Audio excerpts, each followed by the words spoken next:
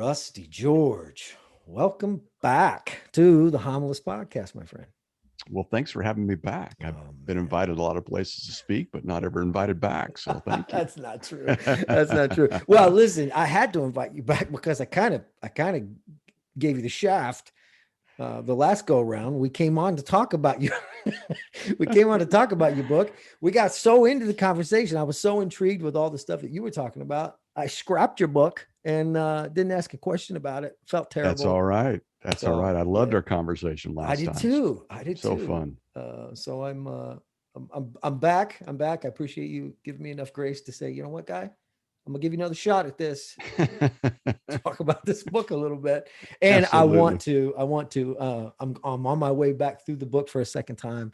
Oh, wow. And Thank you. man, I enjoy it. I really do enjoy it. And Thank you. it's Thank a you.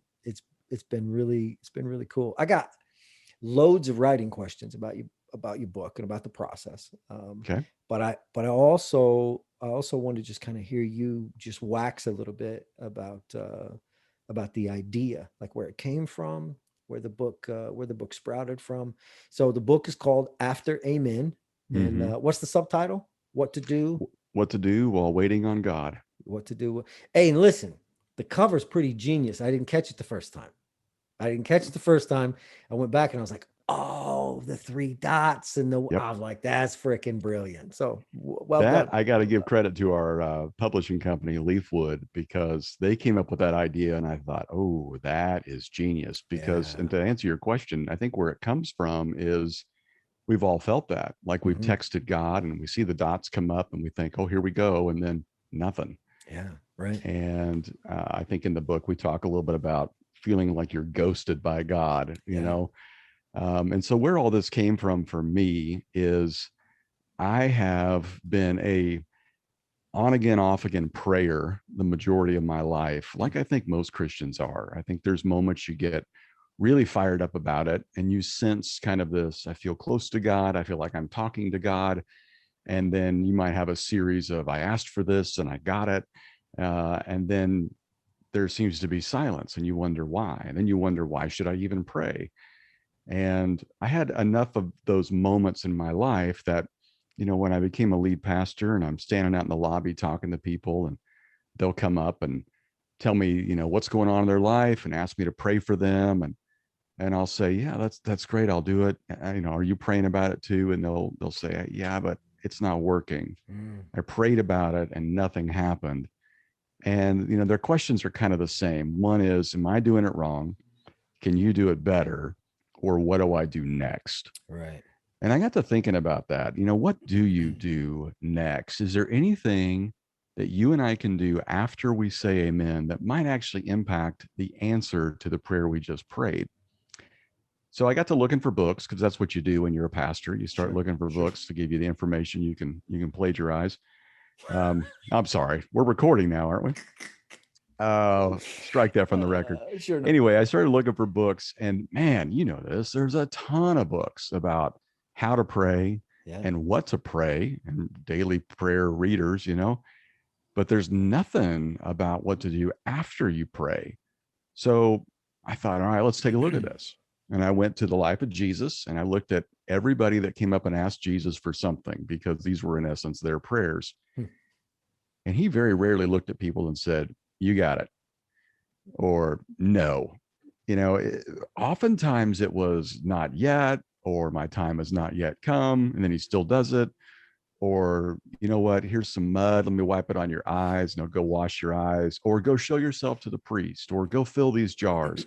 There's work to do after we pray that often impacts either how we see God's answer to the prayer or how God chooses to answer the prayer. So the book is a collection of 7 things that we should be doing after we say amen Hmm. that will impact either if we get the answer we're looking for or if we see the answer God's giving. Yeah. Well, it's well done. It's well done, and I Thank you. appreciate the occasional play on technology, especially as it goes through and Yep. like getting ghosted by God. Yeah. I kept waiting to hear something like getting left on red. That's a phrase that I'm hearing at my house often. You know, I've not heard that one. That's a really good one. We've all seen that. Yeah, yeah. Just getting left on red. I can't believe this Uh, guy left me on red. That guy's a joker. You need to stop talking to him. So yeah, it is.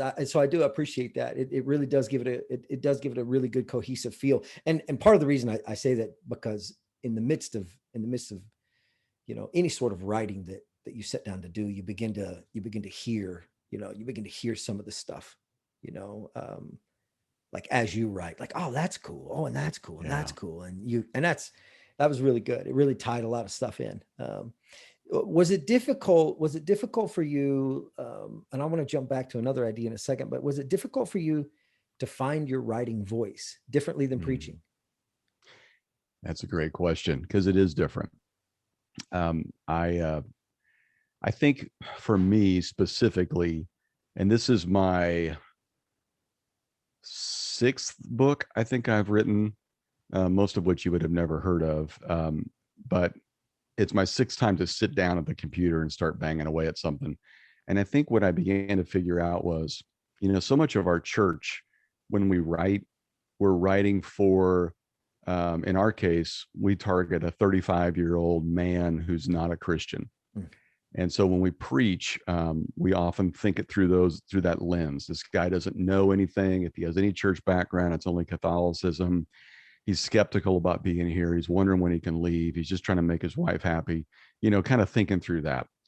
When you write in the Christian marketplace world, typically the only people that read are women, and Christian women. And in fact, the stats tell us that most men don't read another book after they get out of high school or college. And so that's why every guy has a stack of books on their bedside table with a bookmark 2 pages in that their wife has given them to read. And they're like, yeah, yeah, yeah. And they never do it. So Right. I tried to write with, the Christian woman in mind, but in also for our church, because we wanted to teach through this as well. And so try to write it in a way that if she gave it to her husband, he would read it and it would make sense to him. Hmm. So I think my writing style has kind of progressed that way. I mean, you know how this is. You can write a sermon and it takes like maybe 8 pages.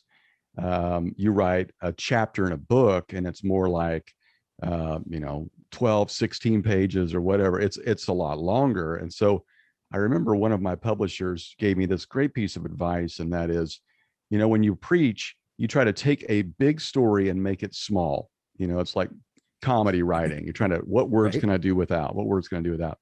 In writing, you're trying to take a story and make it bigger. Hmm. You want to give people perspective. What's the room look like? What's it smell like? How does it feel? Put people in that situation. Yeah. And that was really helpful for me to try to kind of base my writing that way. Got it. Got it. Yeah, that is true. That is true. Because you are. I mean, when Mm-hmm. you think of a congregation sitting in front of you, and there's almost a sense of efficiency. You've got 30 minutes, Yep. you've got 50 minutes, whatever it is, and you've got to clearly paint this picture, and that's troublesome for people who are storytellers, preachers who are storytellers, Right. you gotta make this thing happen quick, and Right. not sound like you're on meth. Like Right. there's gotta be it's got you gotta figure this out. Well, yeah, that's excellent. So was part of the idea, did a lot of this come from sermon ideas that you had previously gone through, or was it something you were creating, like you said earlier, you also want to teach through this as well? Yeah, I think the latter. Um, I remember hearing Lou Cato talk about his writing process, where it's pretty fascinating. Apparently, what he does is he'll write a sermon, and he doesn't use a computer. He writes it by hand. Wow. He'll preach it. He'll go back to his office. He'll make notes with it, give it to his assistant, and she'll turn it into a chapter. And then that's his book. And so he'll do an 18-week study through Daniel or whatever it is, and then it turns into his book. And now there's a lot of editing and all that. But Sure. so he starts with the sermon first, then the actual book. For me, it's always been the opposite. It starts with the book, and then it turns into a sermon series. So I wrote it a lot with that in mind. I was kind of writing it, in the cracks, while also writing other messages. And to your point, what you said earlier, even after writing, I thought, oh, I should have added this. And then COVID hit, and I was able to get it back from the publisher and added some stuff in there about COVID, because that's a big prayer a lot of people had that didn't seem to be answered, or at least quickly. And then you get it published, and you hear a great phrase from Mark Batterson when he said, I think God's waiting to do the super until we do the natural. Well, thanks. And that's pretty much the whole book. And I could have saved myself a lot of time. All you had to do was pick up the phone, Mark. I mean, that's brilliant. So I missed out on some of those nuggets, but now they go into the message as I deliver it. Yeah. Thanks a lot, Batterson. Yeah, that's great.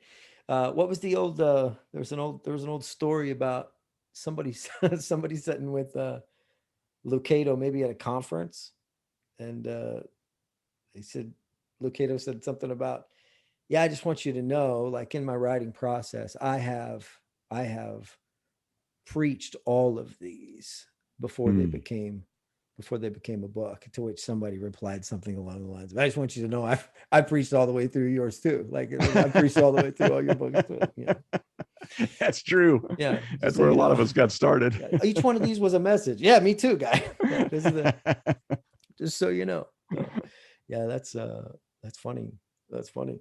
Yeah, it's incredible. There's so many different, and you know what surprised me about a book, even a book, it's not, I mean, what's it, 175 pages, 176 pages, something like that. It's very nuanced, Rusty, which is really crazy, that like you could shift from, one element to the next element. And it's like, oh, those are kind of cousins, like that really, like I thought about this before, but I've never thought about this before. My favorite chapter in there, do the next right thing, because that is so quickly forgotten. For those who haven't read it yet, can you expound on that idea of just do the next right thing? I know it's a common thought in recovery circles. You'll hear that in AA and NA, and probably Celebrate Recovery. Just do the next right thing.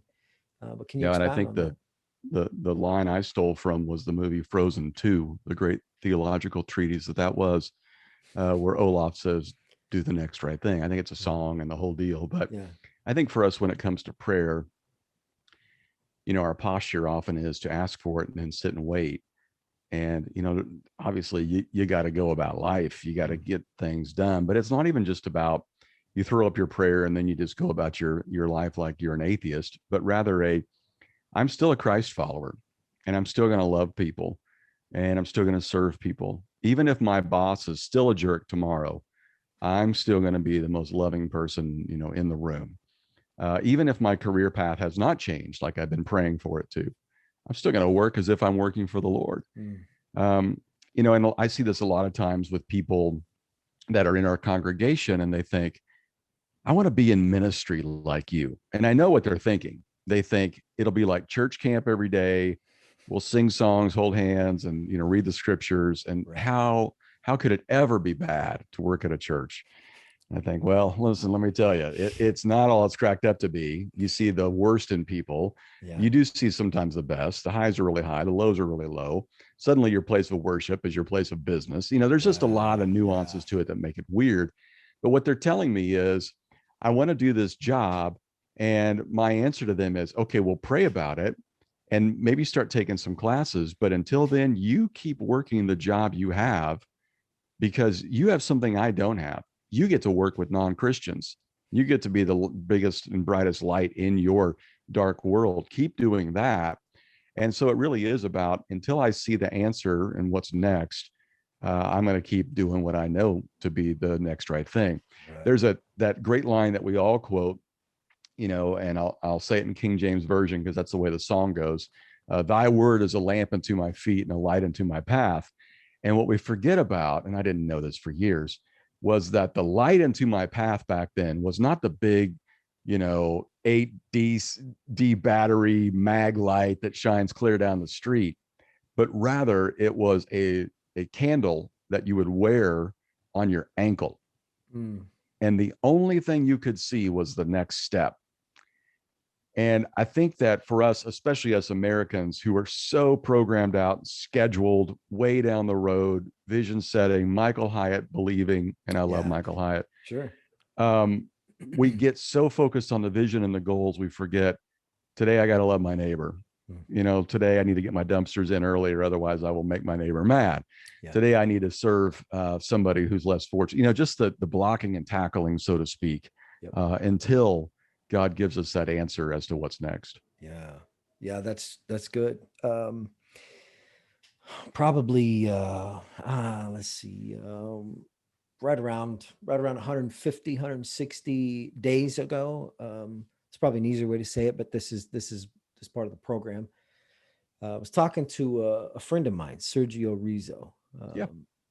and he and I were talking. This was shortly after some of the stuff had kind of unfolded with Ravi Zacharias. Yep. And he and I sat down and I said, what would like if a guy like Ravi is gonna have some struggles in the world. I mean, even late into his years. Like, what are the chances? What are the chances some guy like me or you are Mm-hmm. gonna get out alive? Like we see these guys get crushed and crumbled. I mean, all the time. Like the devil is out to get us, but we're not exactly helping ourselves in a lot of ways, you know. And Yeah. I said, "What is it that we need to do?" And he said, and I don't know. And we started talking, and I said, "What if 90 seconds a day? What if 90 seconds a day? You took 90 seconds a day to be 100% honest, like 90 seconds, and me and you get on the phone, and for 90 seconds every single day, could you spare 90 seconds to just tell the truth about everything that's going on inside your life and your head every single day? Could you spare that 90 seconds? It's like, well, if do you check social media every day? Yeah. Do you spend more than 90 seconds? Yeah. Okay, then you could spare 90 seconds, right? And so we're talking through this idea, and he says, "So what do you mean by honest?" And we get to talking through it, and another one of your chapter titles comes up, the last 10%, right? Yeah. And we like to be 90% honest, but are we ever the last 10% honest? And so we started doing this thing, and we did it every day, and I think we've missed a few days scattered out since then, but every day we take the time to sit down and process at least 90 seconds of what's going on inside of our head. And it's been the most productive time of my entire life, and his as well, if you ask him. That Mm. by taking these free floating radical thoughts inside of our head, there's no place to put them. There's no, they absorb energy. They require energy to either ignore or to go around or to try to just, block from your view, to not think about, like, all this energy that's exerted to push these things outside there. And instead, what we're going to do is we're going to take 90 seconds, and we're going to gather all the pieces, the fragmented portions of ourselves. And we're going to hand it over to somebody else and say, "I'm going to trust you with all this crazy stuff. And listen, it's going to get weird. And I need you to brace yourself for just a second. It's going to get weird." And so we started doing it. And I'm telling you what, within, I don't know, 10 days, it wasn't weird anymore. Yeah. It was so, so, so, so normal and natural that, man, we were like, dude, this is so. It's turned into, I'm going to write a lot. I'm going to write a bunch of content for a book that goes along with it. He's got a guy he's hired to build an app to help Well, that's facilitate good. the idea of being 90 seconds of honesty. And it's been in freaking incredible. I mean, it's just been, but that deal, that the last 10%, like, that's so true. And you talk about the TED Talk, um, uh, Brene Brown, Yeah. Brown, is that who it is? Yep. Brene Brown. Brene Mm-hmm. Brown. And she's that they make us sick. Our secrets make us sick. And that's the Right. thing that we keep coming back to. That's a great chapter. That's a great chapter. How has that affected your own life? I think it was Abraham Lincoln that said, I can't be dishonest because I'm not that smart. And I think there's something about our secrets that we have to manage them, and it's exhausting. We have to know, who did I tell what to? What side of the truth am I giving this person? What explanation for this am I using now? And I love that principle of 90 seconds. The last 10% is this idea of, like you said, we're 90% honest with everybody. And we use this phrase in meetings all the time. And we'll just look at each other and say, all right, I need to hear the last 10% on this idea. What am I missing? Or let me share with you the last 10%.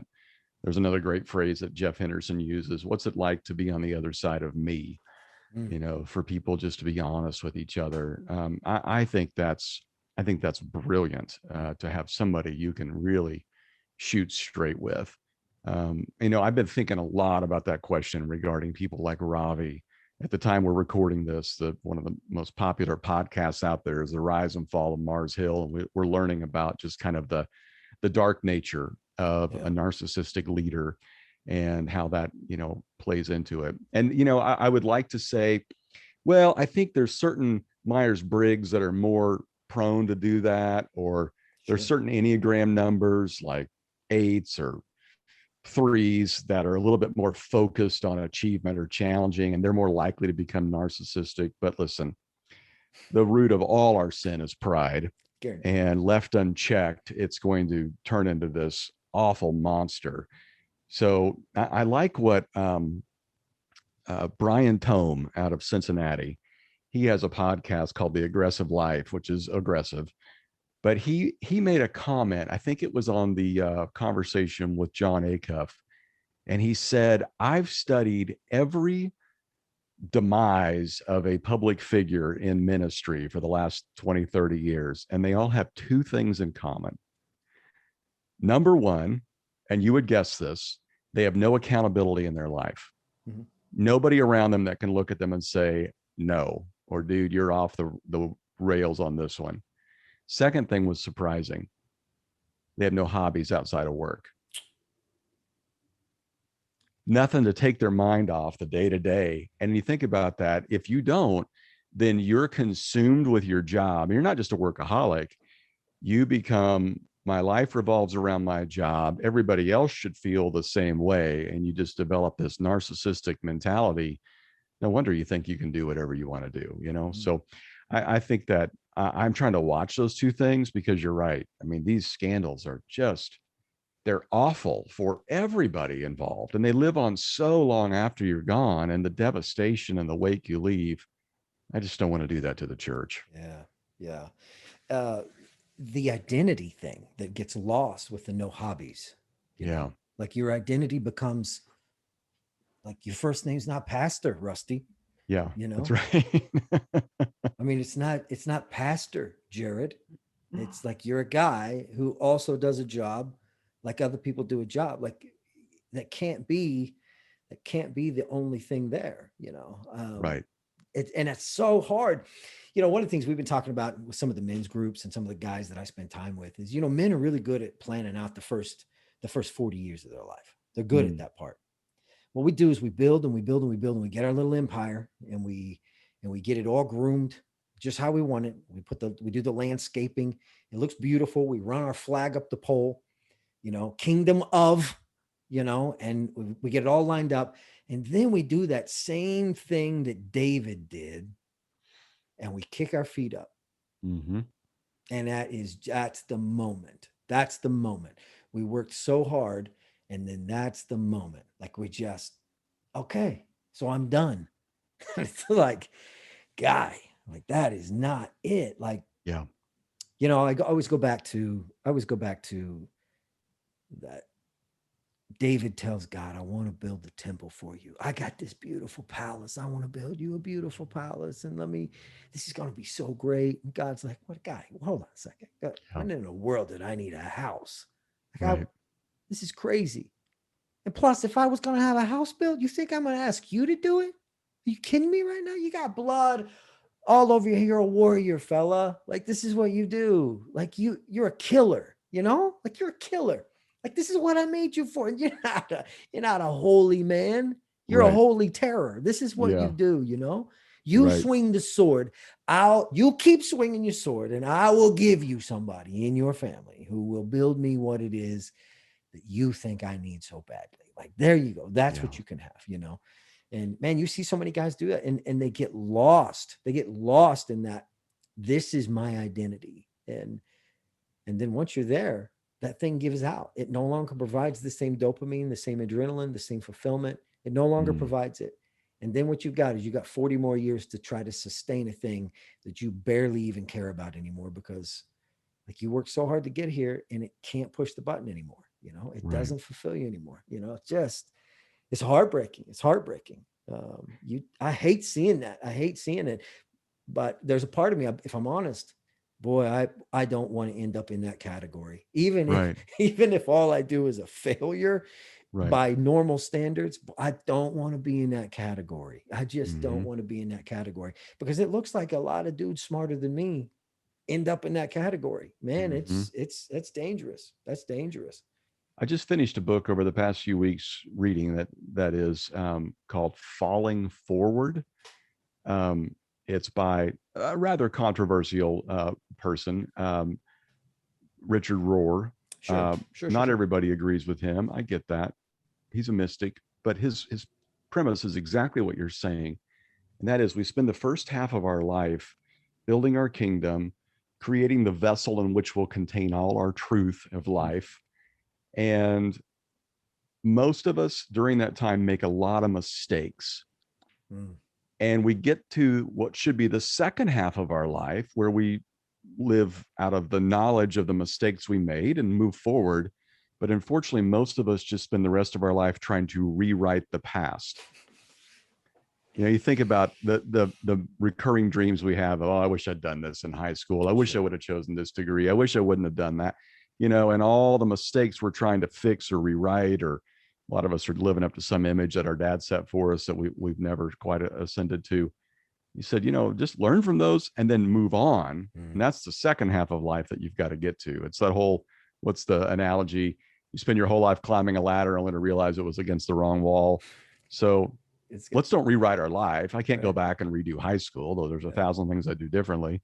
But I only get my, in my case, my 50s once. So let's do this right, from what I've learned and the dumb choices I made. Stop living in regret and let's just move on. Yeah. We always refer to it as, don't get great at stucco. Yeah. Rebuild what you need to rebuild. Don't get great at stucco. Like, don't start, you see a crack in the foundation. It's like, I want to be really good at stucco. It's like, you shouldn't be good at a couple of things, stucco and learn and apologizing. Like, you shouldn't be, if you're good at apologizing, that's obviously you figured out how to screw stuff up and apologize for it and get out of it. Like, at some point, grow past that idea of like, don't be good at stucco. You see a crack in the foundation, guy, you need to holler at some other guys, bring him in, start having some conversations about how do I build this thing for the next 40 years so that I'm not botching it up in the future. It's not going to hold any more responsibility. I stack more on it and it's over. Like you need some better pylons underneath there, man, that was good. And that last 10%, like, talk about the last 10%. And that's true, especially as it has to do with prayer, isn't it? That even though we know, like, God knows everything, right? Like, be honest. Like, the confession of sin is like, that's so important. Like, just get very honest with it. And I appreciated this, and it's rare you find it, Rusty. It's rare. I appreciated the fact that you did not just leave it in a vertical sense, like tell God everything. You put it into a horizontal sense too, and saying, hey, find somebody else and tell them everything, because that's freaking valuable. That's so valuable. Yeah, that's good. I was having a lunch with a guy yesterday. I think we talked about last time on the program, a pastor by the name of Mike Bro. He's just awesome. And he's been such a great mentor of mine. And we're writing this message series together. And he had this great analogy that he found, where we live in California, there's the redwood forest, and there's these redwood trees that can grow like 300 feet tall. It's ridiculous. But he said, when you do the study on them, their roots only go about 5 foot deep. Oh, wow. And he said, what they do though, is they don't go just straight down. they go out Hmm. and they connect with other roots from other trees. Wow. And he said, do you think that's God trying to tell us something, that we really desperately need each other for the higher that we go? Wow, that's good. I thought that is so brilliant. And Yeah. unfortunately, especially for a lot of the people that will listen to this podcast who preach for uh, a living, or at least bivocationally, you feel like nobody gets what you do, Mhm. nobody understands it. And so you're just going to get really comfortable being isolated. And you need some people in your life that you can share the last 10% with, Mhm. and that they'll share with you. Yeah. Otherwise, it's just a one sided relationship. Yeah. How hard is it, if I can ask a personal question, how hard is it for a guy and probably for anybody who's in ministry, this is a tough thing, but at a bigger location, more people around you, maybe a little bigger platform. How difficult is it to find somebody who like you can give the last 10% to? It's hard. I think it's hard for a couple of reasons. One, you think, if it's just a guy in our church that he's a plumber, but we're friends, I think, man, I don't have problems. I mean, this guy works a blue collar job every Hmm. day. Hmm. I don't want to unload on him and have, because he's got worse issues than I do. Or it's a trust issue. I'm not sure if I tell you this, and if you're even going to be in our church a year from now, and you're going to take my secret down the road with you. But I think, to get to your point, the bigger platform, I think you feel a little bit of a sense of, you feel guilty, and you don't want to complain or talk about your issues or whatever with somebody who's in a maybe more challenging situation, or has seen um, you know less fruit, or whatever it is, whatever metaphor you want to use. You just think, I should just be you know Mm. happy with what I've got. um, I heard a guy talking about the whole Asian hate thing that's going on right now, and it's really unearthing a lot of insight for all of us about what Asian Americans have dealt with for years that we just didn't know. Hmm. And he's Korean. His parents are Korean. His parents are first generation immigrants, and so he grew up here. And he said it was something that my parents didn't really talk much about. And here's why: they felt it was the tax they had to pay to be an American. They just had to put up with the racism. Mm. And I think for people in ministry, sometimes you just feel like, you know what? This is just the tax I have to pay to have a job that I love most of the time, or a white collar job, or a job that maybe pays me well, or a job that I'm at a situation where it's a larger community and I get those perks of being able to do that. And you just think, no one wants to listen to me. And I think that's Mm. why a lot of us, when we do go to counseling, it's such a relief to us, because we're paying someone to listen to us. And I have done that. I've sat there with people, Yeah. and I know I'm paying them, and I just weep, because I think they have to listen to me. Yeah. And I don't have to feel bad about airing everything. And I think that's possible for us to find those kind of people, but I think we have to be willing to try. Yeah. Boy, I tell you what, it's the process of Mm, emptying yourself. Here's one of the things I've seen. Two ideas in this when it comes to the transparency, which you encapsulate that idea so well in that chapter of the book when you start mm, talking about the last 10%. Two ideas that we talk through and about. Uh, One is kind of like the confession of sin is similar to when you have a dream, and the dream seems so incredibly real, and you remember the details of it, and it even makes sense in your mind. And then when you wake up, that dream is just like, whoa, like, I mean, I can't, that was crazy. I can't believe how real that was. And then you try to explain it to somebody.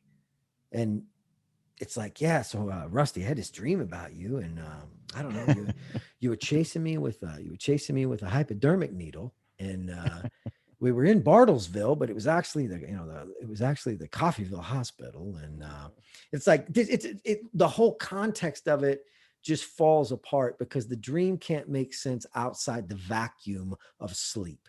Right. Once you put air to it, it begins to break down. It's kind of like the half-life. It's like, what starts the half-life of your sin, of your shame, what starts the half-life? Well, it's always air. When air hits this element, it always starts the half-life. And so now it's chipping away, but it's got to hit the air first. You got to put it to air. And when you do, what happens is it starts to break apart. And then you hear yourself say it. And it's like, okay.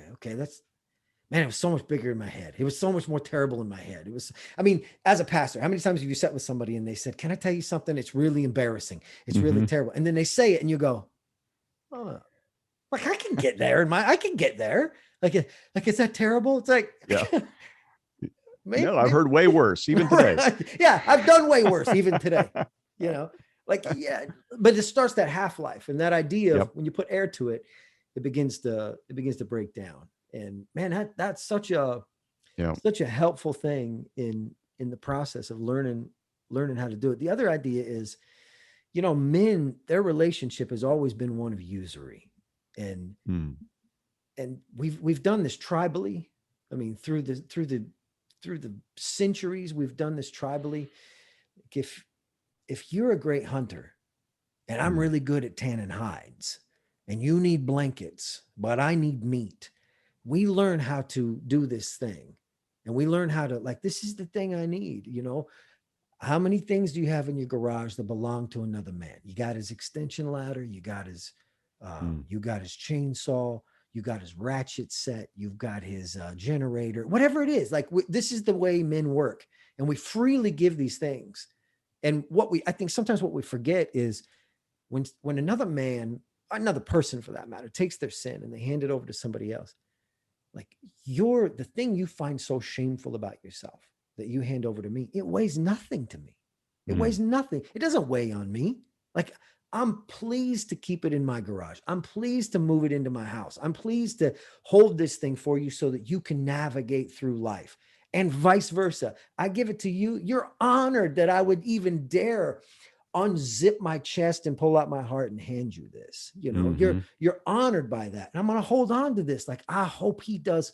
Like, there's some usury that's in that. And so a lot of times I think what we do is we get stuck in this place of, I don't want this to be weird between us. And it's kind of like, guy, do you think I already don't think you're weird? Do you think I already don't think you don't have some skeletons in your closet? Like, is that what you think? Like, you're holding on to an idea you think I might be thinking about? You get out of here. You're crazy, But that last 10%, man, that's just so good. That's so valuable. So valuable.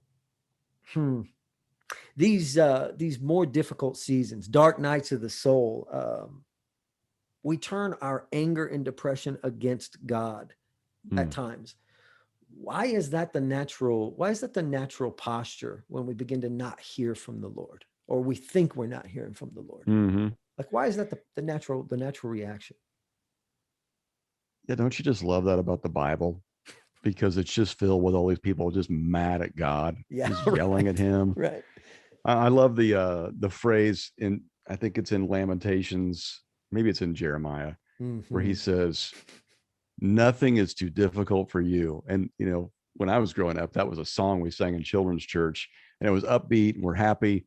But Jeremiah is saying this sarcastically to God because he just destroyed Jerusalem, wow, nothing's too difficult for you, God. You just leveled this place. Well done. And I think that does me so much good to read through the Old Testament. I love that book by Yancey, the Bible Jesus read, because all these people that have these problems with God.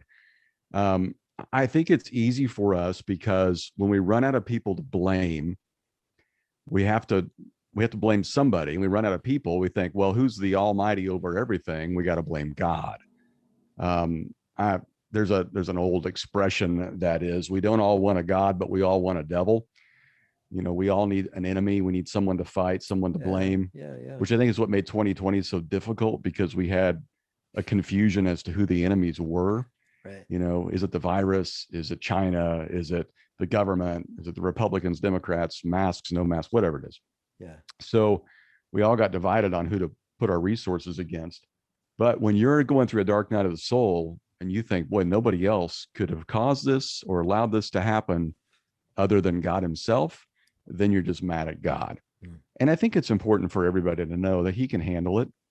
Our mutual friend Mark Scott used to say, our questions don't take God off the throne. He can handle our anger. He can handle our frustration. And that's what I love about the Old Testament, because they're crying out as well. And even Jesus cries out from the cross. Yeah. You know, my God, why have you forsaken me? So I think that's sharing the last 10%. That's getting really honest with God, and he can handle it. And to your point, once we put air to that, it takes a little bit of the potency out of it. Mhm. And even if you write it down, just the act of journaling, when you write down your biggest failure and issue of the day, then you look at it and go, that all fit in 3 lines. Yeah. That was not quite the novel I thought it was. All right. There's something about it, it puts it into scale, and you recognize, okay, you know, God's still in control. His time is not my time. Seldom early, never late. You know, I think about those poor people in Israel that they weren't waiting 4 days. They were waiting 400 years, you know, Right. or 40 years or whatever, you know, the situation was. So I think the dark night of the soul is us trying to figure out who to blame, and we blame God. Yeah. You know, that idea, do the next right thing. I think about the exile. Mm, I think about the messages that rolled through to the people in Israel during the exile. It's like, God, so you're gonna get carried off, just so you know, gonna get carried off, and it's gonna be terrible. But here's what I want you to do: yeah. buy yourself a house, Mm, marry a nice gal, raise some kids, pray for the people around you, pray for your country, dig in. It's hmm. going to be about 75 years, you Yeah. know? Like it's that idea of so here's what you do. Here's what you do while you're there. This is what I want you to do. I want you to Right. dig in, and you this is where you live now. This is what Yeah. you do. It didn't Yeah. change me at all. You find Right. yourself in the desert. Didn't change me. Find yourself in Hmm. exile. Didn't change me. You know, and I love how you said that our oftentimes our rage, our when we lash out at God in anger and we're looking for somebody to blame us, that's us giving our last 10%. I mean, how true is that? That oftentimes we are so confined by our etiquette Mm. on what we can and what we think and what we don't think we can say to God. And we let our etiquette kind of put us in that place. Man, I tell you what, you read through the Psalms, David's etiquette as far as how to talk to the Lord. That guy, I want you to kill them all. Don't show no mercy. Don't do nothing like you do. Break their children's heads on rocks. Like get rid of these people are bad. You know, I mean, it's just Right. he just lashes out, and it's like, man, like that's okay. And but there's something in there, isn't there? There's something in there that's, you know, you see it in children to where they run up against their parents. Sometimes it's a physical thing and they just run up against them and they want to hit them. They want Mm. to yell at them. They want to push them. And the whole goal is to just see how long will they stay. You see this sometimes with foster care. You see this with Hmm. adoptions. You see it with natural children too. But this idea of I want to rebel. I want to push against it as hard as I can because I want to know it's going to stay there. And this is the only way to know if it's going to stay there, you know? Right. Yep. And that's just really So brilliant. true. Yeah, really brilliant. Mm. Um, you said earlier, as a person who's, I don't remember exactly how you said it, struggled or um, to be a consistent prayer through the years. What are a couple of things you've done to develop the personal discipline of just being a person of prayer? For me, what works is to be incredibly disciplined for short amounts of time. Okay, yeah, So for me, I think for years I thought, okay, I got to get up early. That's the way they taught us at Ozark. Get up before it's, you know, the light is out, and get in a suit and tie and pray. yeah, right. So you know, I would do these things, and then I'd think, man, this is getting so monotonous. You know, I'm reading through the Bible in a year. I'm just logging pages. You know, so I would do things for what I've discovered is let's do this for 6 weeks at a time. I'm going to pray through the Psalms, Mm, or I'm going to get a prayer reader, the daily prayers, or a book of common prayer or whatever. And I'm going to do that for a period of time. One year I decided I'm going to memorize a verse a week. One time it was, I'm going to read through the New Testament every single month. Just kind of mix it up. And then for me, I had to separate. I'm going to read, then pray, read, then pray. I'm trying to take prayer and make it part of my day. So what can I do? I could set alarms on my phone. I could put green dots on various things in my office that when I see them, it reminds me to take a moment and pray. I could not listen to the radio or podcasts or music in the car and pray. I could focus. I remember telling our community group, our small group, one time, hey, let's take 30 days and don't ask for anything. It was hard. And then I had to pray, in church. I'm praying from the stage and they're all out there waiting. Don't you ask for anything from up there. Well done. Yeah.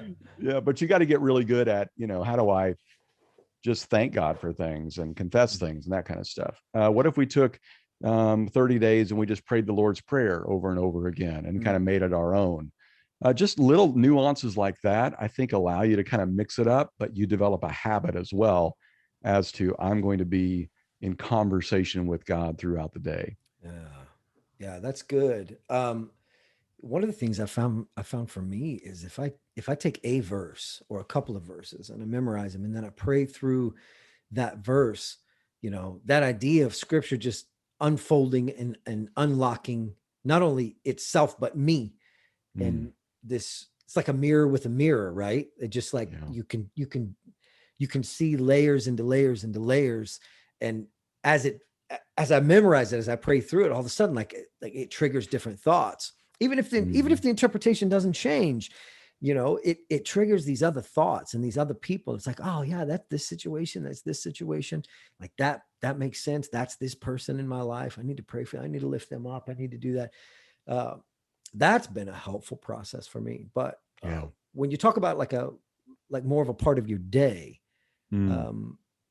it's so, man, you think about the old Wilbur Fields, right? The Wilbur Fields story where he takes the school directory and he gets up at 3:00 in the morning. He gets dressed. He goes and gets his coffee or whatever he had. He probably drank holy water. I don't even know. And then he goes Goat's milk. Yeah.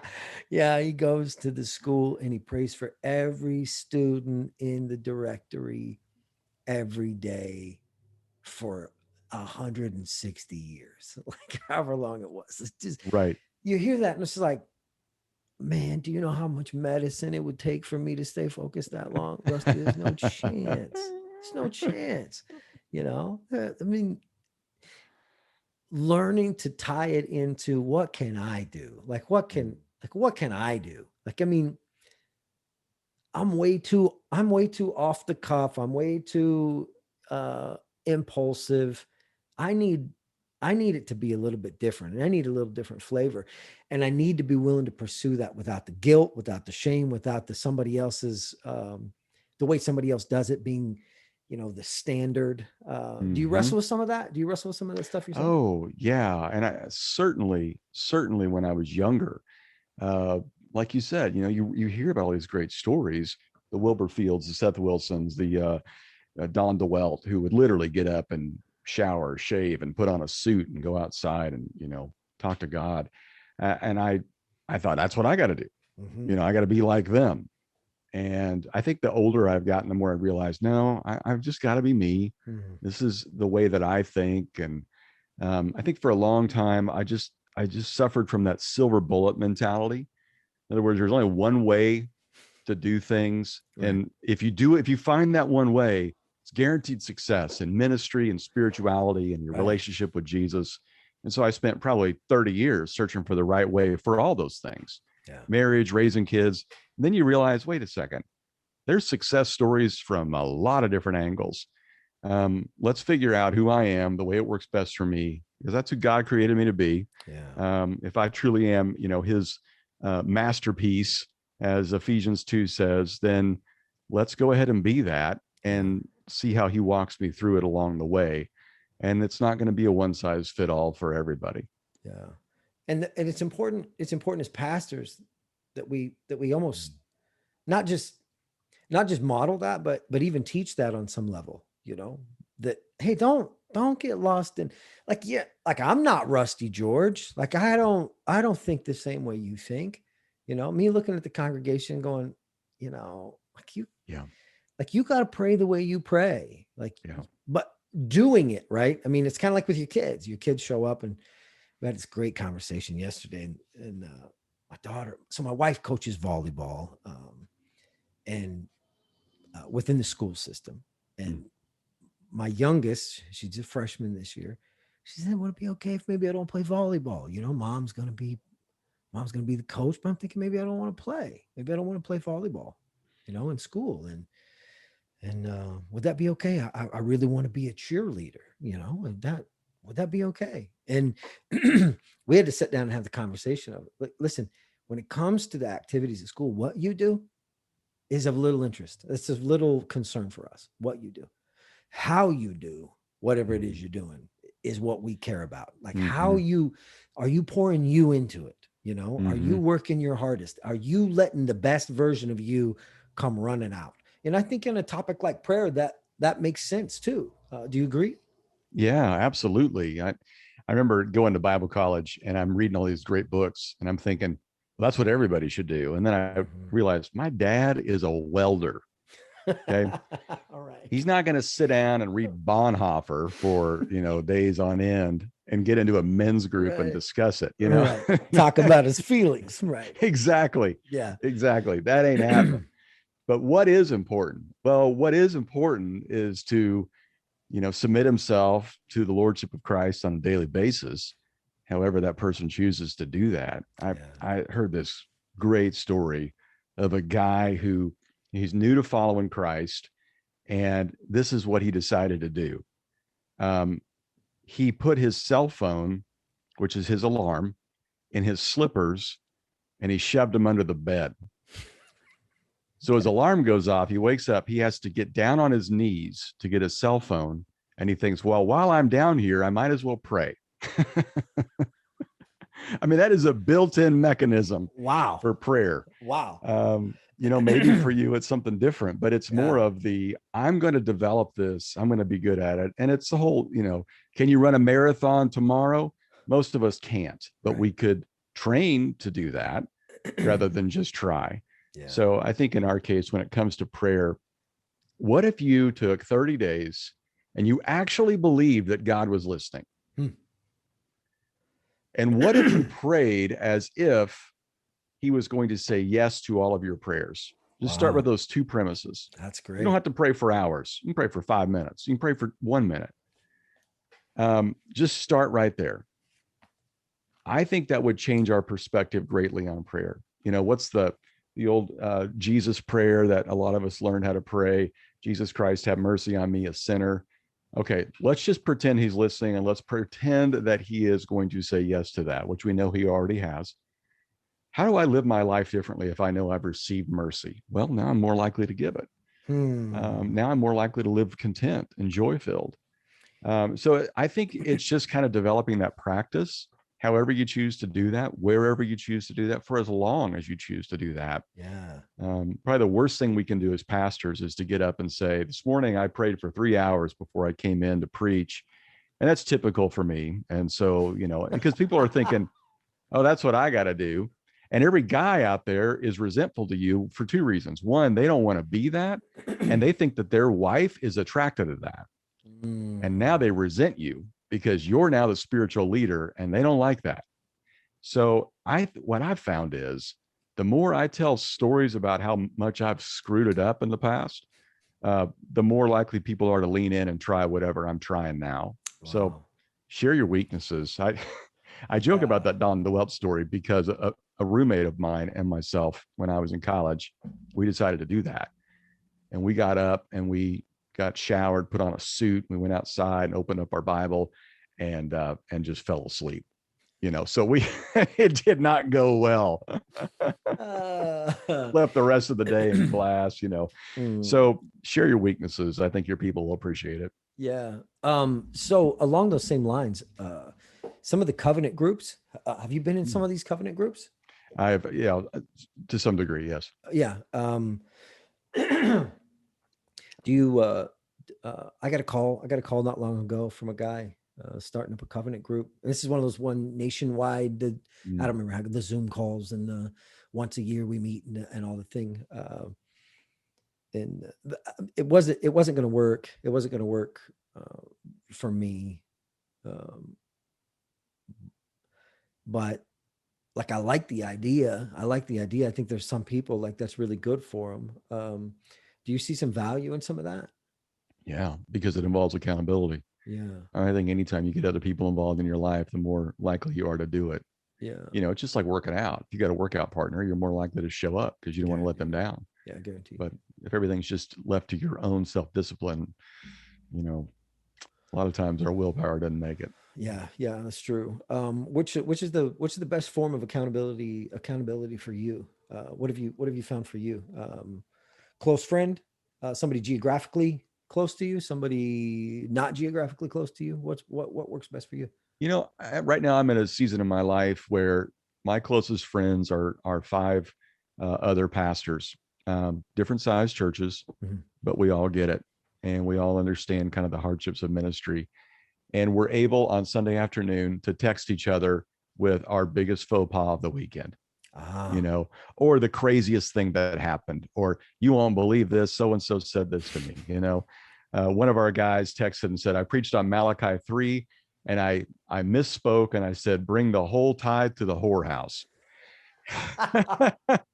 instead of the storehouse. And you know, perfect. that's just, I just need that to laugh and realize I'm not the only one who screws up. A lot of times on Sunday evening, and this is totally extra here, Yeah, I will watch news bloopers on YouTube perfect. of people who are supposed to do the right thing on the news, and they fall down. Good They, for you know, you. they got a horse over their shoulder eating their hair. Yeah. They slip up and say something they shouldn't, and Uh-huh. it's so cathartic to realize we all make mistakes. And for me and these five guys, it's turned into, well, it's not just the stupid things, it's the, oh my goodness, this is going on, how do I deal with this, please pray for me, and this is happening, those kind of things. And we Yeah. get together once a year, and you know, it's to get away from work, but all we do is talk about work. Right, sure. And it's very therapeutic. And I would just find some guys like that you can be real with. Maybe they're in your church, maybe they're not. Yeah. Maybe there are other pastors in town, maybe they're not, but you probably know some people that you can share life with. Yeah, that's good. That's good. Yeah, that's awesome. That's awesome. Um, I'm telling you, for me, one of the very best. I called a buddy of mine, another pastor friend, at one point. I said, "Hey, man, I'm wrestling with some stuff, and I just need to talk this out." And this guy's good, man. He is good. He's one of those guys you'll never know him. He'll never be on a main stage. But I'm telling you what, he's the most subtle rebel in the room. You look at him and you think, oh, that guy's harmless. That guy's a ninja. I mean, he's got Yeah. questions that will carve you to pieces. And man, I had the honor of having him just 10 miles down the road. And so he and I would get together a lot. We would talk. I called him one day and I said, man, I'm wrestling with some stuff, man. I said, I got some depression that's on me. And I said, I cannot get up for air. I'm just stuck, man. This guy says, why are you calling me? I said, well, guy, man, you're my friend. You're my friend. He says, yeah, yeah, yeah. But why are you calling me? And I said, because I mean, like, yeah, I guess I trust your advice. Like, yeah, you love the Lord. I don't know, like anything to make him not ask me. Just what do I need to do? Like, just talk to me about it. And he said, nah, no, you're calling me because you're hiding. And I said, how's that? He said, listen, you have people in your inner circle, geographically close to you, who are going to see you tomorrow. You need to call them.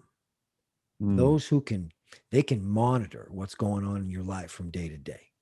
Mm-hmm. And you need to let them in on that. Don't hide it with me. Don't take that and hide it 100 miles away or 10 miles away to Right. somebody who it's never going to escape my lips. You need to tell somebody who's going to come back and ask you, who's going to be close to you. Don't hide you from your people who are closest to you. And I was like, Yeah. oh, it's like, I called him bad names. I called him bad names. I can't even say that. This is what a terrible How dare guy. you? Oh my gosh. And I hung up the phone. I called a good friend of mine who I see on a regular basis, and I said, "Hey, can I talk to you?" He said, "Yeah." And just for the pastors, you're talking about some extra stuff. Called him. I said, "Hey, man, I'm struggling with some depression and this and this." this guy's no better than the first guy. Yeah. And I said, "Man, I don't know. This is just kind of on me." And he goes, "Boy, if there's one thing I know about, it's depression. You know." He said, "My dad killed himself when I was 7, and I've seen every kind of psychologist and therapist that you could possibly see through the years. But I'm telling you, from where I'm standing right here, you don't have depression." I said, "Okay, what do I have?" And he says, "You don't know how to be okay when your phone's not ringing and you're not solving somebody else's problem." Mm. I called that guy bad names. So far, I've dog cussed both my friends, Yep. like incredible insights. And both of those things are valuable to me. I mean, life lesson of, So good. man, get back to the place. Like, you need to learn how to be okay. Like, you're not Mr. Problem Solver. This is part of what's going on. The other guy, geographically, find a guy that's going to know you tomorrow, who knows you and that the first guy was spot on. The second guy, spot on. It's like, nope, this is where you're really at, Yeah. it's kind of like that idea of a mirror, right? I can Yep. hold a mirror up to you, and what you see is your head and your shoulders. What you really need is somebody to take that mirror and back up about 100 feet so you can see all of you clearly. But you can't do it yourself. You can only see you from here. Somebody else holds the mirror and backs up. Now, what do you think? Oh, gee, but I forgot to put pants on. Like, this is absolutely Yeah. terrible. Yeah, that's good. That's That's good. really good. Hey, if you don't mind, let me ask you another a book writing question, if that's all right. Yeah. The writing process and the recording process, the audio recording process. Mm. What were both of those like? How did you, like, when you went to write? Did you go away? Did you just do it like where you are in your home? You have a place you go, Starbucks. What's the story? Yeah. I would write at home. I think that there are times that um, for me personally, I would write other places. But what I discovered was, because I can get easily distracted, if I went to a new setting, I would be kind of always looking around. If I'm at home and I'm kind of used to it, or if I'm at the office and I'm used to it, then I have less things to think about. For me, it was don't this was the thing that I could not do. Other people can do this. I can't write for a day. Like, I'm going to write 8 hours tomorrow. Wow. No, 90 minutes. That's all I can do. And it won't be until that final 15 minutes that it gets good. Okay. The other thing that I had to deal with was, I thought, you'd write a sentence, think, oh, I could word that better. Go back, rewrite it, go back, rewrite it. You never get done. I read a book by an author who talks about writing. And she said, best advice I can give you, write a crappy first draft. Right. I cleaned that up for your audience, by the way. Yeah. No, it's good. It's good. But she said, don't stress over perfection. Get it on paper. Just get it on and get it out there. And then you can go back later and you'll end up moving stuff around and cleaning stuff up. But if you do all of the just, stream of consciousness, writing, somewhere around maybe 30 minutes, 45 minutes, an hour, then it starts to get good. But if you're trying to achieve that first, you'll never get there. Wow. So for me, 90-minute blocks, 3 or 4 times a week. And it was kind of like I had to restrain myself. I thought, oh, I want to write. Nope, don't write yet. Don't write yet. You got to wait on it and wait on it and wait. And then you unleash yourself on it, then you're ready. Because if you sit down and it's a forced march, it's really difficult. And that's where writer's block happens. I see. And when you started doing the recording, the audio recording, did you do? Oh, yes, that was brutal. Was it? Yeah, because oh, you just it's different, than just teaching. And I think if I had to do it again, I would make a lot more ad lib comments and make it worth their while. Um, there's an actor who recently wrote a book, and it's the memoirs of his life, and he reads it. And if you listen to the audio, he will actually give just some off the cuff statements, even some sounds like "whoo, yeah," or It's a something. wonderful book, isn't it? It's amazing. It's a wonderful book. Man, it's a one. And the audio is the freaking I best. laughed so hard with that book. Anyway, Man. so just I think I would do it more like that next time, where it Yeah. was more of a, kind of a conversation rather than page one, that kind of thing. Yeah. Yeah. That's good. I wondered how that, like, that's the thing I'm most excited about. Just like with writing, like Yeah. I can't wait because I mean, you got a good voice. That's an easy listen. Yours is an easy listen. And you know what? Most of the time, I'll be honest. Again, back to the ADHD. I got to speed some books up. Yep. I must hear extra fast, and so I got to speed these books up. Yours, hey, I tried to speed yours up. Can't do it. Can't do it. Freaking Mouseketeers. I can't do it. It's like you speak fast enough. I thought I'm gonna speed it up. I always listen to everything fast. I'm listening to yours. I'm like, this guy's talking so fast already. Like, I gotta back this thing up. I'll put this on normal. Like, I can listen to this at normal speed. That's awesome. That's awesome Well, for thanks. me. Hey, have you noticed? Like, I listen to podcasts at 1.5 speed, sometimes 2. And then when you try to talk to somebody that's in real life, you're like, come on. I'm looking at my wife going, speed it up. Let's go. I got a friend who is he's a wretched person to be friends with. Wretched person to be friends with, because I'll start telling him a story, and I'm a details storyteller, Yeah. and I'm like, so you got to get that. Let me paint the picture for you. And he'll look at me and he'll go, get there, guy, get there. And it's just like, bro, like, I need to paint the picture. And he will have none of it, and he's always rushing me. But yeah, man, your voice is easy to listen to on that. And the speed is right. The speed is right. And there's isn't it funny how, if you listen to something on a book, especially if they get the cadence wrong and the pauses between the chapters, moving from one to the next, and you finish the sentence, and this is why we do the right thing while we wait for God to answer. Chapter 2. It's like, whatever. It's like, no, like, give it a rest. And like, there's a cadence. You can tell when somebody is a public speaker. Yeah.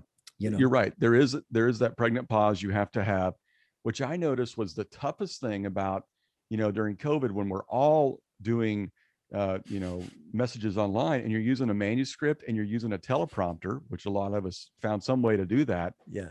If it's just scrolling, you don't pause for anything. So it's just da, da, da, da, da, da, da, da, da, da, da, and you lose so much of what that message is, because you're just getting content out there. Yeah, no, it was excellent. You did a fantastic job. Well, I appreciate that, man. Did a fantastic job. Did you record it? At your place? Yep. Yeah, we have a booth there at the church that we do a lot of our online stuff in, and I knew I couldn't do a lot, so I just did one chapter a day, or a week, whatever I used, but one chapter at a time. Had to do some starts and stops, but they cleaned a lot of that up, and it was a good process. It was good to kind of go through the book again as another re-edit. But I'd also I do it a little differently next time too. Yeah. So the memoir book you're talking about earlier, it's a great one, isn't it? I mean, it's just golly, unbelievable storytelling. Unbelievable. I was captivated. I was too. I was floored by it. I thought, good night. That's just really good. And you know what's really good about that is oftentimes, I remember Matt Proctor talking about how he prays for guys like Tom Hanks. That he has these people he prays for. Like, I don't know why, but that person, like, that's a person I want to pray for, that person. And there's some of those guys out there that you can really cherish. You can really cherish certain aspects of who they are, even if you don't, even if you don't agree with some of the crazy things that come out of their mouth, you just, boy, I Yeah. just cherish the character, the richness of this personality. Yeah. You can see the glimmers of God just really flying through some of these people. And boy, you just, man, like, boy, I hope they are where they need to be. I hope that God puts people around them that, bring him into a relationship with him. Like that's just so good. But that was Don't a you great think one. there were people around Jacob back in the day that thought, man, I need to pray for that guy. He is jacked up, Yeah. deceiving his dad and all the things Oh from the man. outside looking in, we look at this guy and we think, man, he's got his issues definitely. But the overall perspective I took from this guy was, I refuse to be a victim. Yeah. And he said a phrase, I believe that the universe is conspiring in my favor. Yeah. And I thought, man, if Christians Uh-huh. really believed that God was conspiring in their favor, think how much differently we would approach life. Because we are, man, especially as pastors, we get so woe is me and Oh victim man. mentality. And you have no idea what it was like to record so many messages and be online and not be able to meet. And are you kidding me? People are being killed for their faith in China right now. Right. So Yeah. just the perspective we often have is woe is me, when, man, God is very, very gracious. Yeah. It's like, man, if my bandwidth was better, golly. I know it. I mean, I know what those guys are struggling with over there across the ocean where people are getting persecuted. Like That's my right. bandwidth, like, oh, That's come right. on, guy. And yeah, and you do, you pick up on that message. You pick up on that message. It's like, sometimes faith feels a little bit like lying to yourself. And Mm, sometimes the Christian walk, when you turn on the joy and you begin to just get a new perspective, it's almost like you just got dumber. You just keep just mm, looking to the, somebody said one thing, Jared, you're just an eternal optimist. It's like, mm. well, I mean, I appreciate that, but there's something almost a little ditzy about being an eternal optimist. Like it's gonna work out just fine, Yeah, But exactly. there's something that's really, I mean, it's the spirit of the Lord when people get in that perspective of, man, Mhm, it's the universe is conspiring for me mhm. and lining out the world. Like my kids will tell you that oftentimes they'll hear me say, two phrases that are pretty common. People show up, and man, people are so generous. People are so generous to us. I mean, show up and just give us stuff, like stuff Mhm. that, I mean, I would never go get any of this. I mean, and they show up and they just get, and I always tell my family, it's like, hey, God loves to give me stuff. He loves to give me stuff. And he'll send, you better be careful with your stuff. Because if the Lord hears that I like something, he will take it, he will bring it straight to me. You will bring it straight to me. He Yep. loves to give me stuff. I don't know if he plays favorites, but boy, That's a great line. I don't know, but It boy, sure looks like it. you might be, you, I'm sorry. I feel bad for other people. Yeah, that's good. That's good. Well, man, Rusty, this book was great. I'm going through it a Thank second you. time. And you knocked it out of the park with it. And Thank you. it's so interesting. It's so interesting. And when I sent you the text, about the book and just saying, golly, guy, like this, man, you didn't just hammer on from some, high and lofty, big beautiful office on a, overlooking, it was very grounded, Mm, and that was really good. That was really good. I appreciated that a bunch. It's a very grounded book, and Thank you. had a lot of grit to it. I appreciated it Thank a you. I bunch. appreciate So you saying that. And one of the things I wanted to let your listeners know about, especially if you're a pastor at a church, is I wrote messages for all of these chapters, hmm. and they are free Oh if you wow. want them. So just go to my website, or go to afteramenbook.com. Okay. My website is pastorrustygeorge.com, and we'll get you some books at a cheaper rate than Amazon will get you. And we'll, get you sermons. And we did small group videos where I lead your small group Wonderful. for you. So you don't even have to have your small group leader do it. You got all that stuff at your disposal. So for those of you pastors looking for, hey, I need a 4-week series, done. If you want to make it 9 weeks, done. Whatever you want, you can pick the ones you want and preach them. You don't have to give me any credit for it. Wow. Just change my wife's name to your wife's name, and the story is yours. Okay. Perfect. Well done. But it's all there for you, so you can take a few weeks off and get ahead. That's awesome. Thank you. Thank you for that. It's very generous of you. Appreciate you. Appreciate you doing it. That's good. That's good stuff. Thanks, buddy. I'll include that. I'll include that in the little notes and in the Okay. links that we put up. So yeah, man, that's perfect. That's perfect. Well, hey, thanks for doing this again. Thanks for doing this again. And hey, let me ask you one more. Has the book done well? Has it done? Let me tell you the time not to launch a book. Okay. During a pandemic and an election month. Nah, listen, if we were on a different podcast, I would say this different, but guy, listen, you're brave. You're brave. You're I don't brave. know if I'm brave or the publisher was just misguided, but Yeah. whatever the case, it's out there. We've been picking up traction, and it's been really cool to see. And That's had awesome. a chance to go preach at some churches where I kick it off, and then they spend the next 4 weeks on it. They love it. Our church loved it. I love it. And if I can be of service to any of your listeners, let me know. Awesome, man. I appreciate you a bunch. Thanks for doing this again. Well, thank you, my friend. Always enjoy our conversations. me So too. look forward to doing it again soon. Me too. All right. Well, I'll let you go. I'll talk to you soon.